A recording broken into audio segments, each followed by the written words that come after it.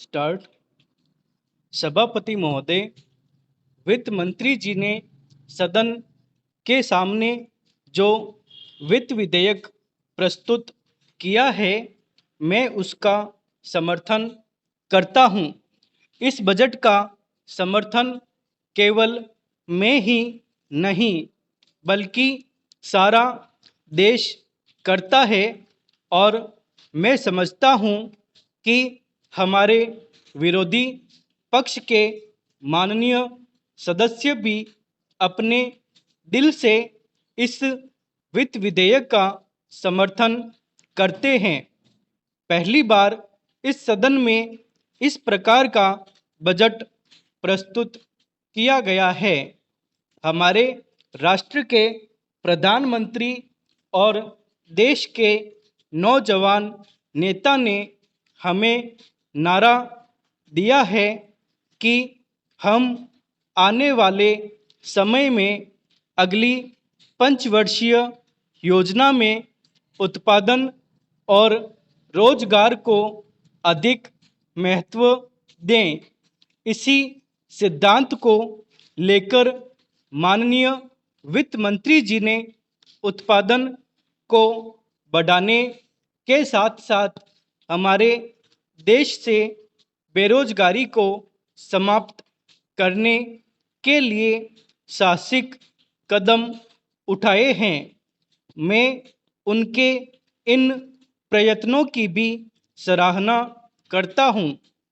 हमारे विपक्ष के बहुत से माननीय सदस्यों ने कहा है कि हमारे दल की सरकार जो केंद्र में है वह समाजवाद के लक्ष्य से पीछे हट गई है।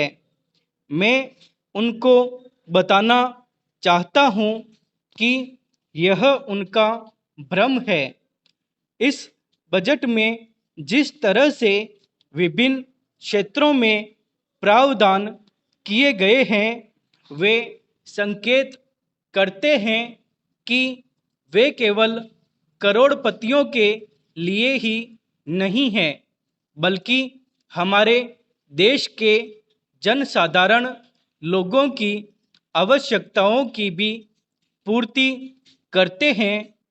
मैं विपक्ष के माननीय सदस्यों को बताना चाहता हूं कि पिछले बजट में जो घाटा था और जिन परिस्थितियों में वित्त मंत्री जी ने वह बजट पेश किया था, उसको भी समझ लेने की आवश्यकता है।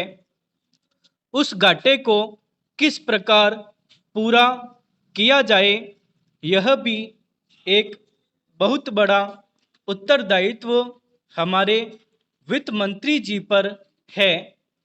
इस बजट में जिस तरह से वित्त मंत्री जी ने बड़े साहसपूर्ण ढंग से इस घाटे को कम किया है, उसके लिए मैं वित्त मंत्री जी को धन्यवाद देना चाहता हूं।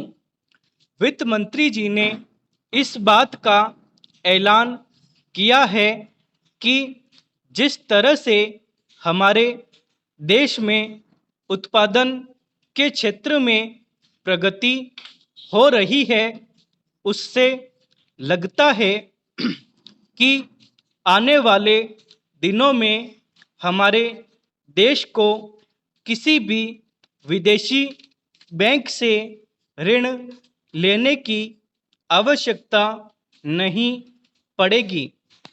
जब हम विदेशी बैंकों से ऋण लेते थे तो विरोधी पक्ष के लोग उसकी आलोचना करते थे, लेकिन अब जब उन्होंने यह घोषणा की है तो हमें उनकी घोषणा का स्वागत करना चाहिए।